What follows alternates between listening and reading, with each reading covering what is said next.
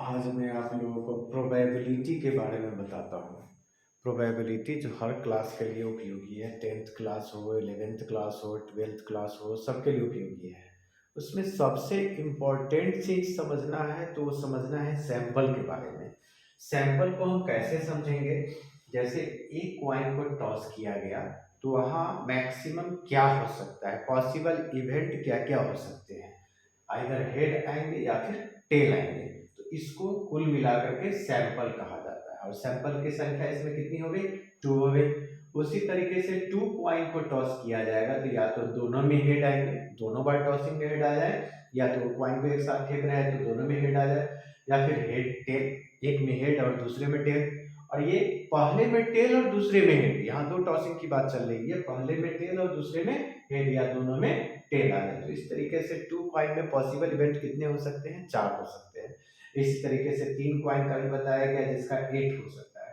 इस सीरीज हम ध्यान दें, मान लिया 4 कॉइन को टॉस किया गया तो 2 का पावर 4 हो जाएगा। 5 कॉइन को इसी तरीके से हम कितना भी सैंपल तैयार कर सकते हैं। डाई का एक केस दिखाया गया है। डाई के केस में क्या होता है, 1 से लेकर के 6 तक आते हैं, तो इसके सैंपल कितने हो गए? 6 हो गए। लेकिन जब हम 2 डाई को टॉस करेंगे तो यहाँ कुल मिलाकर के 36 हो जाएंगे, 36 हो जाएंगे, क्योंकि पहले पे 1 दूसरे पे 1, पहले पे 1 दूसरे पे 2, इस तरीके से इसका 36 हो सकता है। लेकिन इसमें जो सेम सेम आपको दिखाई दे रहा है उसको कहा जाता है डबलेट। तो डबलेट की संख्या कितनी हो गई? 6 हो गई। विथ डबलेट 36 सैंपल हो जाएंगे, लेकिन विदाउट डबलेट कभी कभार ऐसा कंडीशन क्वेश्चन कर देता है कि सेम नंबर नहीं आएंगे दोनों डाई पे, तो उस समय सैंपल की संख्या कितनी हो जाती है? 30 हो जाती है। और इससे संबंधित कोई क्वेश्चन आपसे पूछे, कोई कहे कि एटलीस्ट 2 हेड आने की प्रोबेबिलिटी क्या है जब हम 3 कॉइन को टॉस करते हैं। एटलीस्ट पहले हम एग्जैक्टली 2 हेड को समझते हैं। एग्जैक्टली 2 हेड कितने हैं? यहाँ पे 3 है, तो 3/8 हो जाएगा, क्योंकि सैंपल की संख्या कितनी है? 8 है। Probability of any event is equal to number in event by number in sample. तो सैंपल की संख्या 8 है और एग्जैक्टली 2 हेड का कितना है? 3 है, तो 3/8 हो जाएगा।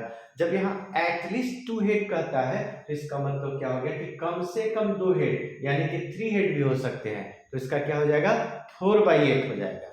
लेकिन जब कहे कि एट मोस्ट 2 हेड, अधिक से अधिक 2 हेड, यानी कि 0 हेड भी हो सकते हैं, तो यहाँ पे ये 3 हेड वाले नहीं काउंटिंग होंगे और इधर जितने बच गए वो सब काउंटिंग होंगे, तो इसकी प्रोबेबिलिटी क्या हो जाएगा? 7/8। इसी तरीके से डाई में कहे कि जब 2 आउटकम्स आते हैं उनका सम 7 हो, इसकी प्रोबेबिलिटी क्या है? तो सम 7 वालों को हम छाट लेंगे। सम 7 वाले में कौन कौन है? 1 6 है, 2 5 है, 3 4 है, 4 3 है, 5 2 है, 6 1 है, तो 1 2 3 4 5 6 इवेंट में हो गए और टोटल कितने हैं? 36 है, तो इसकी प्रोबेबिलिटी क्या हो जाएगी? 6/36 हो जाएगी।